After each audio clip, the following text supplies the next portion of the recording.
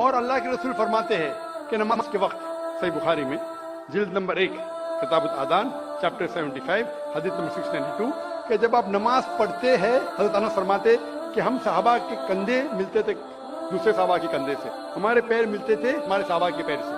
अल्लाह के रसूल फरमाते सुनन अबू दाऊद में सही हदीस है, जिल्द नंबर 1 किताब सलाह चैप्टर 245 और हदीस नंबर 666, अल्लाह के रसूल फरमाते कि बीच में जगह मत छोड़ो, जगह को कम करो और शैतान को बीच में मत आने दो। तो उसका मतलब हमें कंधे से कंधा मिलाना चाहिए।